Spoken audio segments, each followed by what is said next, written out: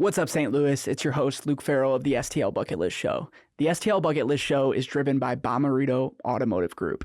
Bomarito is Missouri's #1 car dealership with over 20 locations, so I guarantee that there's one in your neighborhood. Since the 1970s, Bomarito has sold over 1 million cars, and John and the entire team made us feel completely comfortable when we picked up our new vehicle recently for the family. So I can't thank the Bomarito team enough for driving this episode forward, and enjoy the show. Hey STL, it's the Art Dial, and I just wrapped up recording my episode with the STL Bucket List. Stay tuned for more information.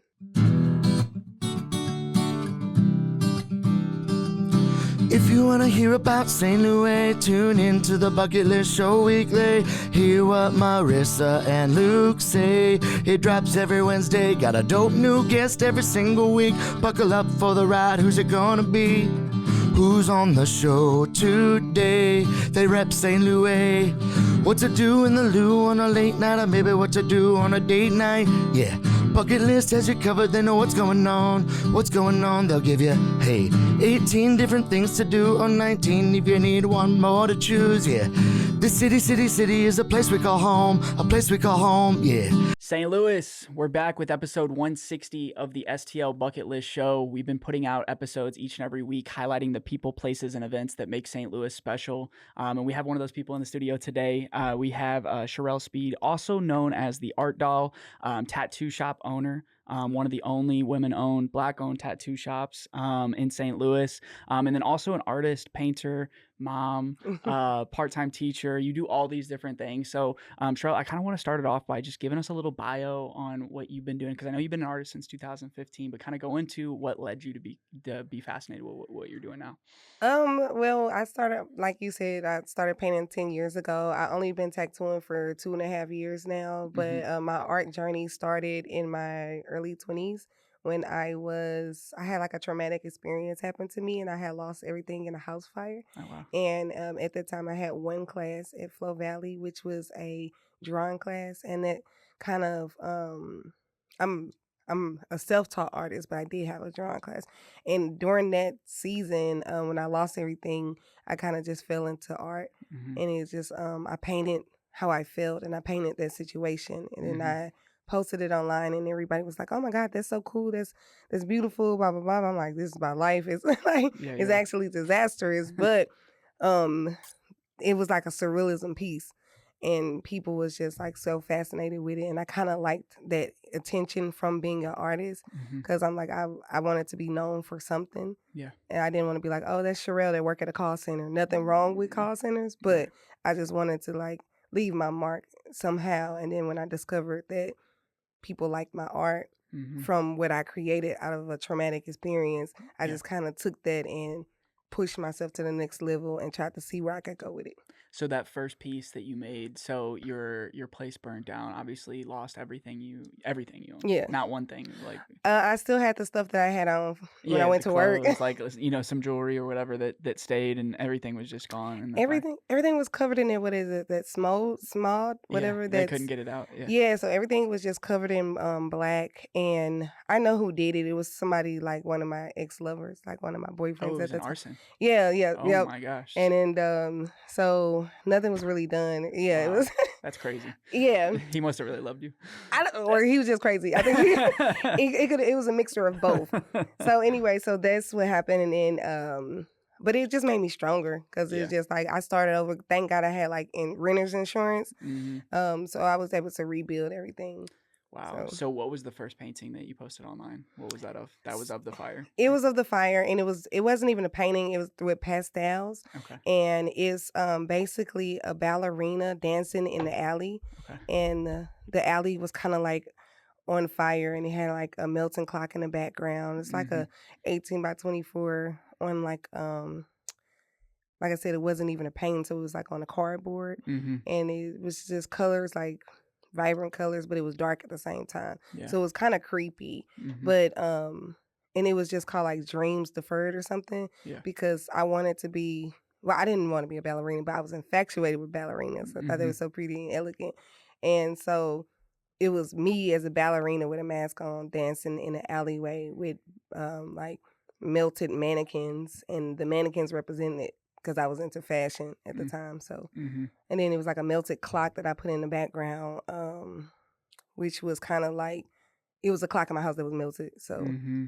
And it was like deferred time, like dreams are getting deferred. Your whole yeah, life burnt down in front of you, but you're dancing in the alleyway. And basically, that's incredible. I never knew that story. yeah, I'll have to You show don't you talk about that too much, do you? I guess. I mean, yeah, that's so long ago, but I talk about it because every time that question is presented, yeah, that's my answer. right. But no one ever asked me about the painting. Yeah. So I was just like, oh, I painted, and they was like, cool. And, Do you have a picture? You probably have a picture of it yeah, still. I We'll can have to show you. post it. Yeah, we'll Yeah. have to post it when the episode comes out. So when you mentioned you were self-taught, so after getting that, do you think that like the positive things that some of your friends and family said like kind of led you to do it more? Because you know, it feels really good when people are like, oh my gosh, you're so talented, and you're like, oh, let me do it again and see if I get that same thing. Yeah. So how quickly after that first painting did you start taking it seriously? I'm sure you worked countless other jobs before you went into painting full time. Kind of tell us about that journey. Yeah, so I was painting, like I was painting, but I only took it serious. Well, I only turned it into an LLC and a business when one time me and my sister went to a paint and sip, like Mm-hmm. what was it, Yeah, the wine paint and with the twist, yeah, yeah. painting with twist. Yep. And so she was like, "You can do this," and I'm like, "I can do this." Yeah. And then so I end up creating. It's called Canvas and Cocktails, which is with Canvas and Cocktails LLC, which is my version of painting with a twist. Mm-hmm. And so I used to, I invested and bought all of the easels, like all of the paint brushes and things like that. And so Yeah. that's when I first started my business as an artist. Wow. And then I was just like charging like $40 per person, and I would make like $500 Mm-hmm. in a day Yeah. doing paint and sips. Yeah. And then I was one of the first artists to do that in St. Louis too, that was outside of The franchise locations. and yeah, stuff. paint. Yeah. So I was like a traveling. I'd go to people's houses. It was scary because I didn't know half the people that was booking me. Of course. So I would just go, but I just had faith in. That's awesome. So you would teach people, and then also they would have some cocktails too. I like Yeah. Canvas and Cocktails. That's a good name. Do you still do that or not as much? I don't do it as much because I have so many things under the Art Doll LLC branch Yeah. that I kind of just like, if someone randomly hit me up like, hey, do you still host those paint and sips? Yeah. I would do it. But Yeah. I don't promote it no more. Actually, I used to do it when I first bought my shop, when I first Yeah. signed the lease, because it was just me in there and I didn't have any artists. So Mhm. I would host paint and sips in my tattoo shop That's awesome. for the first like 6 months. So what does the Art Doll mean to you? Because that name, you had to come up with that name. Did somebody give you that, or did you come up with that? Could they kind of lead off that ballerina? Because ballerina is like I don't know, like Like a what? doll? How'd you come up with the Art Doll? Oh, well, my great great grandmother, her name was Mama Dow. Mhm. So we called her Mama Dow. And then when I was growing up, I was obsessed with Barbie dolls. So I Mhm. had every Malibu Barbie. I had Barbie Dream House, everything Barbie. I was just always like a girly girl, and I just always played with dolls. Mhm. And then growing up, like when I got older, people would be like, "Oh, you look like a little doll," because I'm skinny. And then they'd be like, "Your eyes, like you look like a doll." Like, Yeah. and then so when I started branding myself, I'm like, "What's my stage name?" Like, I think I created my Instagram first, Mhm. and then I'm like, maybe the Art Doll. Like Yeah. I was just playing around with some names, Mhm. and that has been my name since I created my Instagram account. I don't Wow. even know. I think that was like 10 years ago or something. I Oh, never wow. changed up on it. So And then that led into a business. You probably never thought that the Art Doll like would be a business, and now your shop and everything like that. So, kind of tell us about the journey of being, a full-time artist. Because I know you've worked other jobs and stuff like that, but like for the last few years having your shop, I mean, what does that mean to be able to be not a thriving artist? I guess at this point, yeah. yeah, I guess I could say I'm a thriving. Because they artist. always say hungry artists and Oh, stuff, starving, right. artists. Yeah, starving artists. But now you're thriving. I mean, you have employees, you have a shop, you have all these different things. It's still surreal. Mhm. Like to me, it's still surreal because at the same time, like when I go into my shop, I built it. I did Mhm. it by myself. I painted the walls. I hung the shelves. I put together the tables. So everything in that shop was done by me. Mhm. I just was like, I just love art, and I'm passionate about what I do. So the universe just always provide for me. Like Mhm. I'll take an odd job every now and then, like because I just don't ever want to get to the point where I don't have. Mhm. And then you have to kind of invest in your business. So if you need to pick up an odd job, I like like teaching. Yeah. Like I part-time teach. Yeah. And I'm teaching art and we're Mhm. doing murals. So I just try to keep it all under the same umbrella of art. So Yeah, of course. It's good to to branch out and do other things. So the House of Art doll at 6277 Delmar Boulevard. mhm. What was that feeling like when you got your own space and you go in there and you unlock the door and then you sit in there and like, did you cry? Did you have a party? I mean, you had all these things. I'm not a crier. I Okay. wish I was, but Yeah. I was like, I was scared. I was excited because I did it without a loan. I didn't have any loans. I didn't have a business partner. I just had savings, and I didn't even have that much savings. I think I Yeah. probably had like $4,000 saved. Wow. Rent down You there spent is that so quick.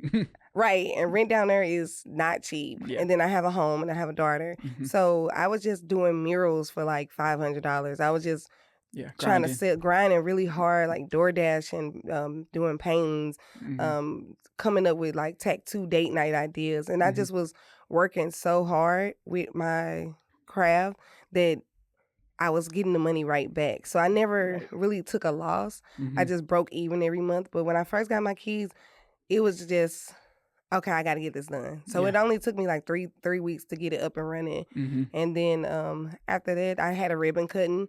The mayor of U City or whatever area it was Yeah. came out, and then a lot of people came out and showed support, Mhm. and so it Yeah. was great. It was a good feeling. It was like accomplished feeling. Yeah, I mean, it feels good to like build, and I love the fact that you did it all on your own too, and I think that's something to be proud of. Yeah. But the work's not done yet. The Yeah, work is and just getting started. and I didn't know what I was doing. I had no idea. Like I said, I was still learning tattoo. I had just got my license as a tattoo artist probably like 6 months ago, and I didn't know what I was doing. I was just like, okay, first off, let's go to I guess the city hall of U City, and let's see what I got to do. Yeah. And so I figured it out though, Mhm. but it was kind of hard. So not only at the House of Art Doll, you guys have, obviously a tattoo shop, but you sell some of your pieces in there too. So tell us about like kind of the hours, like you guys are open, people can come in there, like because you get a lot of tourists that come down past you. So Yeah. you want to kind of have people be able to walk in and see some of the art. Yeah, so Wednesdays and Fridays is my walk-in hours. Mhm. Most of the tattoo artists in there is appointment only. Like I'm appointment only, Mhm. so I don't have you don't have easy access to me. Yeah. Because I'm busy. I do other stuff besides tattoo. Mhm. Like I do murals. I'm even an art judge sometimes. Mhm. So I be making artists, award-winning artists and stuff like that. Yeah. And I teach and I do a lot of other stuff. So I'm appointment only. You Mhm. have to book me to sit in my chair. Mhm. And a lot of the other artists are appointment only too because they're established artists. Yeah. But my apprentices, they take walk-ins on Wednesdays and Mhm. Fridays. No, that's awesome. So what was the difference between painting on a cardboard, like your first one, and then painting on human skin? Or I guess it's not even Ooh, called painting, right. but it is in a way painting on human Um, skin. Because I mean, that must have been pretty nerve-wracking the first couple times you did a tattoo, because you can't rip it up and throw it away and do it again. I mean, you Yeah. could, but you could make it fix it. But Yeah, it's like it's permanent in his skin, and it's just you don't want to ruin someone's skin. Yeah. You want them to leave with a good experience. You don't want to put nothing ugly on their skin that they regret. Mhm. So it is nerve-wracking, but I'm happy that people trust me because I am an artist. It's a lot of tattoo artists that are not artists, if that Mm. makes sense. Mhm. And they see my work and they see my vision and they kind of trust me with it. Yeah, Some tattoo artists only have tattoos to go off of. somebody else has done before or something like that. Yeah, Mhm. right. And some of them don't even draw. Some Mm. of them don't even paint. They just know how to tattoo. Mhm. But me, I'm trusted because I'm a well-rounded Mhm. artist. I Yeah. paint, I tattoo. So Mhm. So I'm looking on the art doll shop right now, and everything's for sale for $111. Is that a special number for you? I'm a spiritual person, Yeah. so the prices is like for you to be like, oh, the universe wants me to have this painting. Yeah, So and it looks good too. It's like yeah. 111. Like I'm looking at Madame Pleasure right now, and she's $111.11. Yeah. She's on sale right now. Yeah. And then it go up to like 133, 33. It's all like spiritual numbers. Yeah, that's fun. I like the fighter. That one's good. Thank you. So I'm looking at your art, a lot of it, primarily Black women. So tell us about how you try to, and all of it has these pops of color. Like even this one's it's like a white, but you still have these pops of color in it. But a lot of the ones I'm seeing on your site right now, like Madame Pleasure is vibrant. Even Art Doll in Wonderland, Cup of Peace is a lot of color. So how do you tie in and what does that mean to you when you're like the creative process of bringing Black women, color, but also these amazing, unique things? I've never seen anything like these. You know. Mm. So that's like the surrealism part of my art. Mm-hmm. So I just and also they call me a goth, which means I like black a lot, and then I like pinks and stuff like that and vibrant colors. And so just basically color theory. You Mm-hmm. put darker colors next to lighter colors to make it vibrant and stick out. Mm-hmm. And then I like fabrics. So as you can see in a lot of my paintings, I have a lot of fabrics. And like designs and decorations and stuff like that. Mm-hmm. So all of my art that you're looking at is freestyle. Mm-hmm. I really don't have a process. I don't draw it. I don't plan it. I just start painting and just let my imagination take me wherever I need to go with the paintings. Mm-hmm. How do you take inspiration? Like, is it through music? Is it through fashion? Do you like watch, movies? Like, or walk just anywhere? And it's like, how do you find like you were like walking around one day with your daughter, and then you're like, oh my gosh, like I want to paint something? Or is it just like you have those time blocks where it's like I need to paint today? It's in my dreams. Okay. Like I will be just thinking, just making eggs or something, and then something be like, that'll be cool. That'll be dope. Yeah. And so it's easier for you to imagine it. Uh-huh. And then I have to imagine it and I have to just paint it. Right. Like some people have to draw it out and sketch it, plan it, Mm-hmm. plan the color palette and stuff like that. I just go in and freestyle it and then let my mind connect with my hand, and it just goes from brain to canvas. Yeah. No, that's incredible. So is your daughter into painting yet? She is, but she's 5, Yeah, so she's she'll sit and paint for like A 20 minute. minutes and be like, all right, I'm gonna Make go. a mess and then walk away. Yeah, but she likes painting. She has in her room, I actually let her paint and I hang up her art. Nice. So Yeah, that's incredible. What does it mean to you to like have your daughter be able to watch you own your own business? Because I know that's something that she can look at you as a role model. I mean, do you take pride in that? yeah, she call it Mommy's Art Store. Nice. So she'd be like, oh, we're going to Mommy's Art Store today. Yeah. And then she has a birthmark on her arm. Mm-hmm. And she'd be like, I got a tattoo too. My mommy did it. Like, Yeah. so when I'm tattooing, she'll show people Yeah. her birthmark. Yeah. So And you're it's like, so no, I cool. didn't do that. I was like, I technically did because I made her. I made so, you. Yeah. So, and then she'll pass out, like when the weather is good, she'll pass out. I'll be like, trained her, I don't want to say trained, but I taught her Mm-hmm. how to look for tattoos on people. Mm-hmm. So when they walk past the door, she runs out the door and give them a business card. Ooh, So it's like she- people that are into tattoos. and Yeah, stuff. so I'll be like, look for it. I'm like, she be like, he got a tattoo. So she'll run and give him a business card. Yeah. And so it makes me feel good because I want her to be a strong woman. Mm-hmm. I want her to be independent. I want her to follow her dreams and to know that there's other options. You don't always have to go to college. You don't always have to get a job. You don't always have to work for someone. Mm-hmm. You can be an entrepreneur and take a risk. Yeah. So it does mean a lot to me. No, that's awesome. So, the House of Art Doll, I mean, you have this, this beautiful shop, but like, do you ever think or dream about the long-term vision of what you're building? Is it to grow the shop? Is it to do bigger murals? What does the long-term vision look like for Art Doll and also the House of Art Doll? Yeah, for the House of Art, I do want to expand it and get it bigger, get a bigger space because right now it's probably like a 300 square foot space. So I want to bring in more artists. I want to have a piercer, Mm-hmm. and I want just a bigger space. Kind of want to take like an old church, Mm-hmm. like buy an old church and then turn it into like a just cool. There's a lot of those for sale. In St. Yeah. Louis. There's a lot of old churches that are vacant. You can find one. But yeah, something like that. Turn that into it. But I also want a big space because I want to start a nonprofit organization for children that want to learn tattooing or that just need direction. Because I was always into art, but as a kid, I didn't see.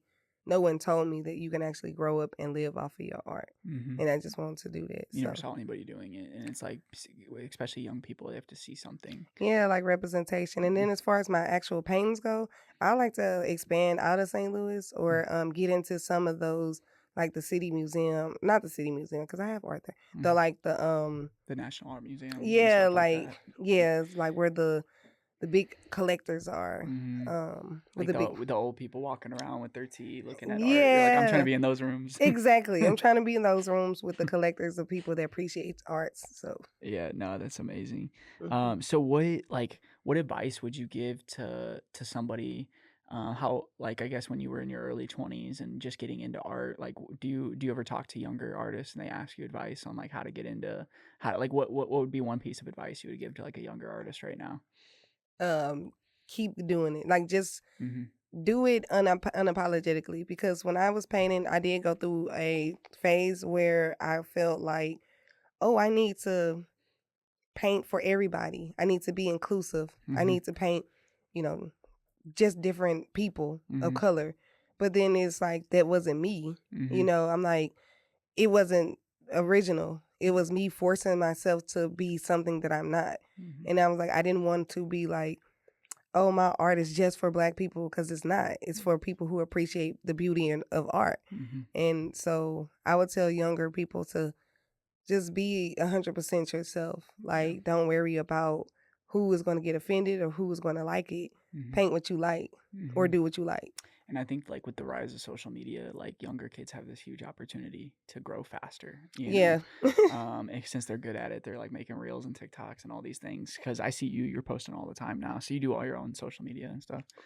Yeah. You're like, I don't have nobody doing my stuff for me. Yeah, I don't, because I haven't made it there yet. I'm still like, I'm still saving money. I'm still making money. Like, Mhm. I'm not rich or anything, so I can't really afford to pay a PR or media or something like that. So a lot of times you see me doing a lot of different stuff. I'm showing up as my brand, for my brand, Right. by myself, for myself, Yeah. and in representation of those that work in my shop. Yeah. So, No. but that's why people always hear about the art dog, because I show up. Yeah. I don't just stay on the internet. And then Mhm. that's what I will also tell the youth, that you have to put a face to your name. You Mhm. can't just be on the computer all day. You have Yeah. to post and show up. Yeah, and show your face more and show your personality and stuff. Yeah, And your brand is you. It'd be hard for anybody else to do that, exactly. unless you have many dolls, many art dolls running around. Right.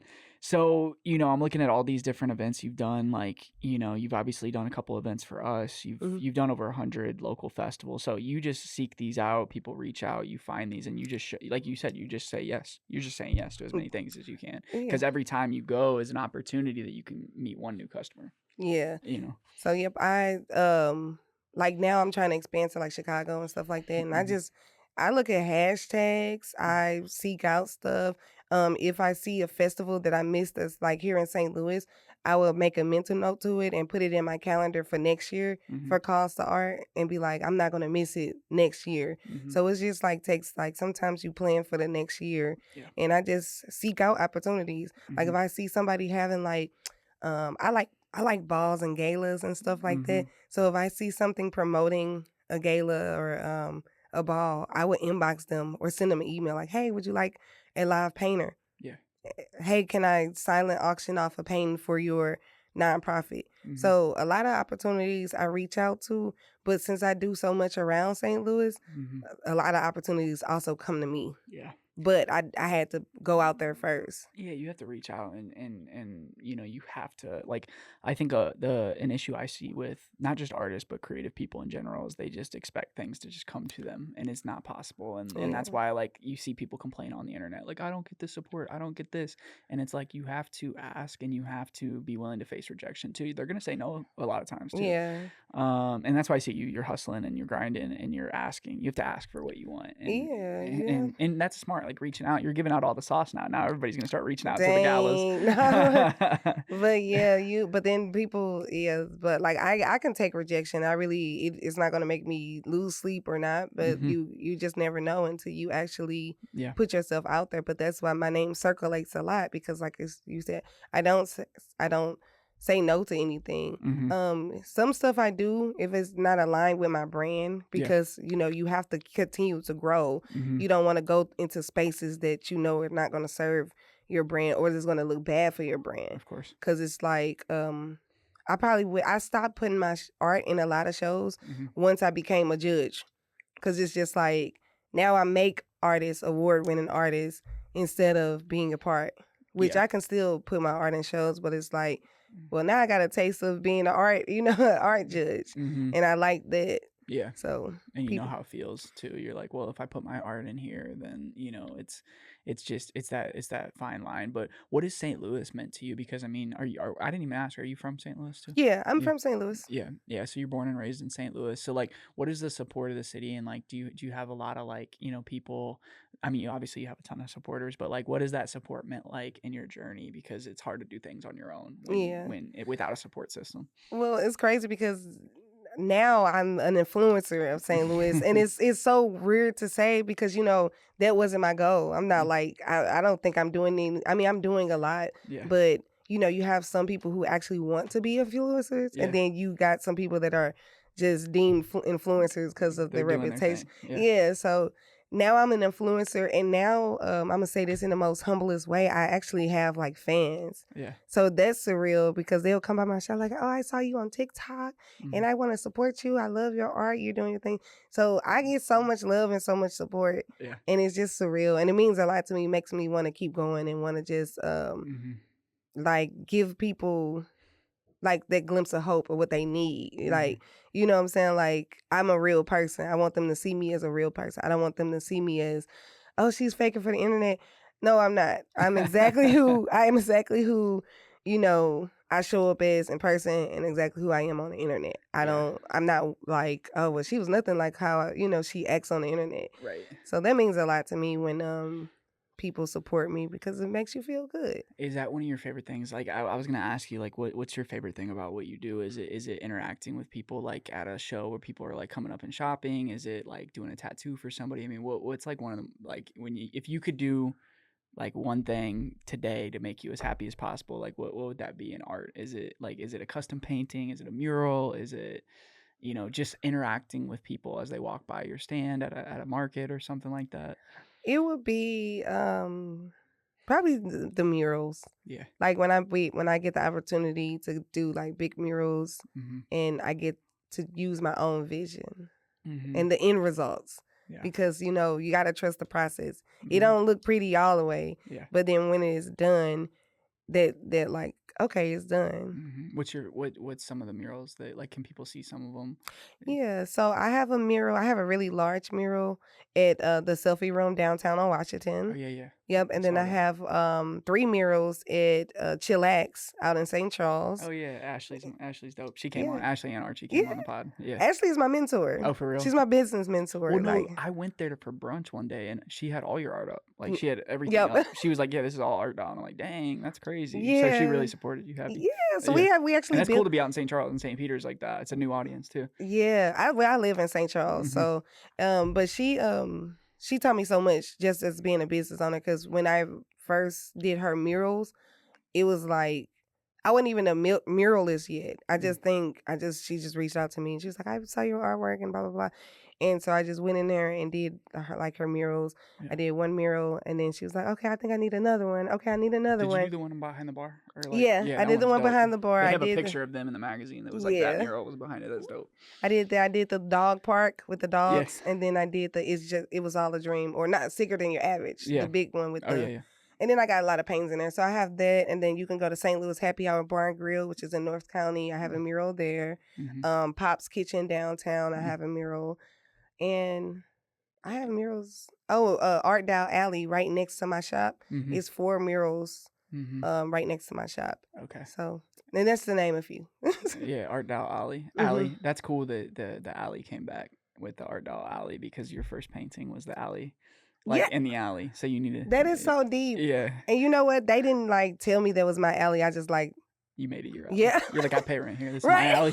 And then I wrote on there Art Dial Alley. So. And like for them, it's like public art. Like they didn't have to pay for it. You did it. So it's like, it's different. And I know there's. Oh, well, they did pay. They paid me to do it. Oh, they did. Okay, good. Yeah. I was like, I didn't know if you just did it. Was that part of the mural project? Yep, the Mural Fest. Oh, okay. Mural Fest. Okay, yeah, that was part of the Mural Fest. So that's dope. But they chose that wall because it was next to mine. It made sense. So you said Ashley's one of your mentors. Like she's just kind of helped guided you through, like, or just kind of put you on. Like that was one of your first big opportunities, or just. It wasn't my big opportunities, but for Ashley, she's like a businesswoman. She's a Black-owned business. She bought the building that she's in, and I just looked up to her because she introduced me to spaces. Like she's a part of this group called Little Black Books, which is a women's group. Yep. I'm a part of Little Black's book. So we have a lot of like coffee and connections, and it's just a bunch of women that own businesses that that have a lot of stuff going on for themselves in the city. And they're older women. I'm probably like the youngest one, but she introduced me to spaces like that. Like so, she introduced me to opportunities, and she'd be like, "You need to do this. You need to do this." She's pushing you. Yeah, like she's pushing me, helping me so much with the business aspect of it. And she's a visionary as well, and she is like just unstoppable. And I know when you talk to her, you can feel her energy, and she do not play about her business. And then so it just inspired me because I was just carrying myself as an artist. And she was like, well, you need to carry yourself as a business owner. Like you own a shop. So carry yourself as a business owner so you can get the respect that you deserve. So yeah, she so yeah, it's a cool spot. I like what they built over there. That's a fun little brunch spot too. I think what's the place that does the chicken there too? Or Vale's Brothers. Vale's Brothers. Yeah, they do the chicken. I know they got a spot on Delmar too. Yeah. So that's awesome. So expanding, obviously, growing your painting business, so people can reach out to you for customs, or do you just kind of do you not do that as much? I do commissions. So they could reach out to me, but my commissions, I have to my energy has to be aligned with it. Because so if they reach out, you're like, "What's your ideas? Can you show me inspo?" And then you're like, "Okay, that's not really something that we do." Yeah. So I try to, like I said, I've been really focusing on tattooing more so of anything. So with commissions, I have a couple of commissions I need to fulfill, but I try not to just overwhelm myself with stuff like that. But like because then I you're said, rushing the work just to get it done, and you're like, well, let me feel this project, because then it becomes a job. Yeah, and I think for me, commissions feel more like a job than tattooing. Like when I tattoo, I'm in my shop, I'm listening to my music, I got my incense burning, and I can kind of like, even though they're telling you what they want, you're doing it live in front of them. It's more of an experience. Yeah. No, that's awesome. So how's tattooing been? You've been loving it? Yeah, my books. So I have a signature style in tattooing as well, which I didn't know until everybody was like, "Yeah, you have a signature style. I always tell one of your tattoos." So my books are actually almost closed up until May. Wow. So I've been doing really good with my tattoo, and then I do a lot of pop-up tattoo events as well. Okay. And that gives me exposure. And what's your signature style? It's just like the way your stuff looks? Yeah, like I do these similar to your art, or no? Yeah, like the stitches and stuff like that. I do these like little voodoo dolls. Like I turn like Betty Boop into a voodoo doll and stuff like that. So yeah, that's awesome. Yeah, people love it. Do you do a lot of color or not as much? No, just gray. So I'm a fine line tattoo artist, so I just do like gray and black scale. Okay. Do you want to get into color or not yet? I don't have to. Yeah. I really don't have to. It looks cool, but I think I like the more fine line surrealism 3D type of paint tattoos. Yeah, no, that's dope.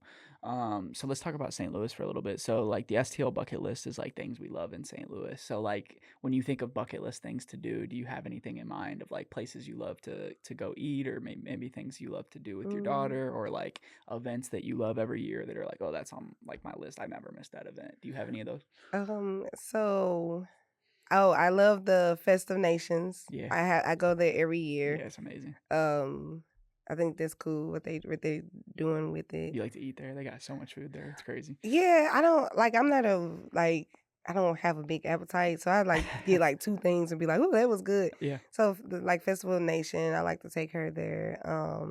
I'm a big ramen eater, so like I like trying out like different ramen spots. So I just did the Korean barbecue hot spot over there on Olive. Yeah, where you cook your own stuff. Yeah, that's cool. That was a good experience. I like Chillax because they have the indoor, outdoor. They can lift up the garage, and they have flight beers. Yeah. And then, of course, the selfie room because they have that big old warehouse where you can take pictures in. Yeah. And you painted one of the new exhibits at the selfie room. Yeah. Yeah, so, that's really cool. Like, I'm pretty good friends with Heather. She's super awesome. Yeah, no, the selfie room was such a good idea. I know there's more that's popped up since then, but like that idea in theory with like how people love to be on Instagram, it's like perfect. It's like, let's go here, let's have a girls' day, or let's go have fun, and the kids love it too, and they get to go take pictures in the shop.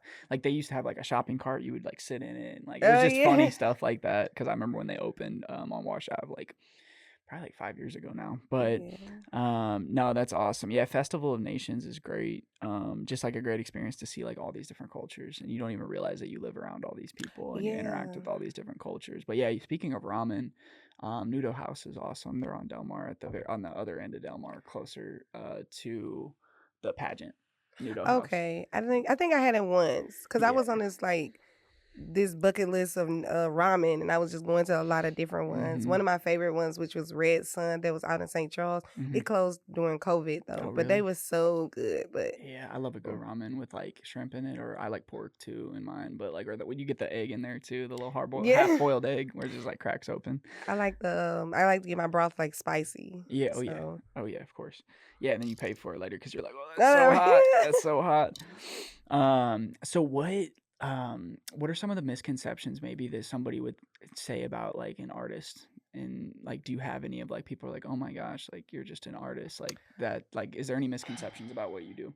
Yeah, like being a tattoo artist, people look at it like not a respectable career. Mm-hmm. Um, so they really just like feel like everybody that tattoos started off in jail, Mm-hmm. learning how to tattoo type of thing. And being an artist, people look at it like as it's just my hobby. Mm-hmm. So like when I'm in rooms, even when I'm in rooms with like the women, um, like when I'm in like just those higher up rooms or whatever, and it'd be like, oh, I'm an artist, and it'd be like, oh, okay, like it's no respect for real. Yeah. Even when you work with some clients, they don't respect you. They kind of like try to cheat you, like, oh, I'm paying you for a job, but it's just like it's they're paying. They act like a lot of them act like they're paying you to just have your hobby, like Mm. to do your Like it's a side hobby. gig or something. Yeah, like it's a Yeah. side quest, and it's just like you're just sitting there waiting on someone to. Oh, can someone please book me to do a mural? Because like I'm a starving artist, Mm-hmm. instead of respecting you like as a contractor, Yeah. and you have to like I have to show up as like no, I have contracts. This is a contract that you have to like. This is the job. This is my career. This is my livelihood. Right. I make just as much money as a person with a college degree. Yeah.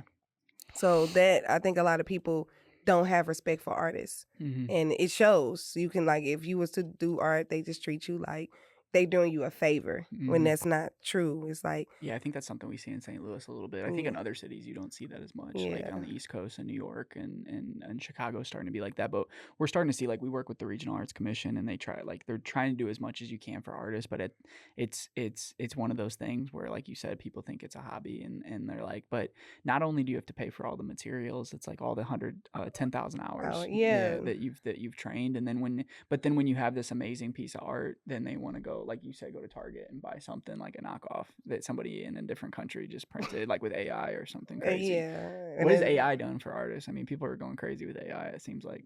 um, it's I mean it really don't bother me unless you want like to have six fingers on Yeah, one.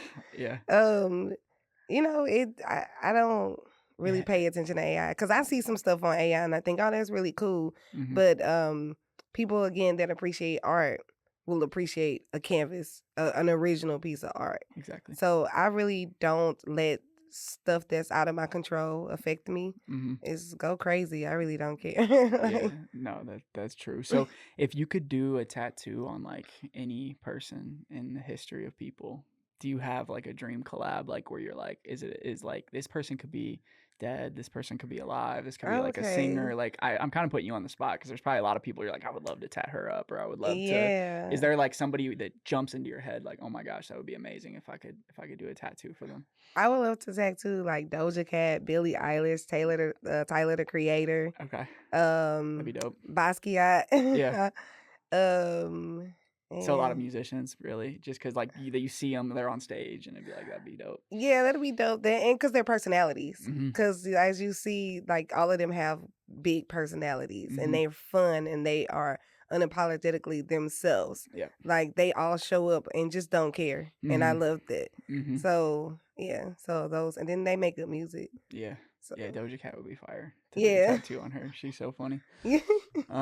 No, that's dope. So yeah, Billie Eilish would be cool. Does she have a lot of tats? She have. I don't even know if she has tattoos. She just seemed fun to be in a room with. Like Yeah. when I watch her TikToks and stuff, she just Yeah, she's just fun. Yeah, no, that would And be I love cool. her music too.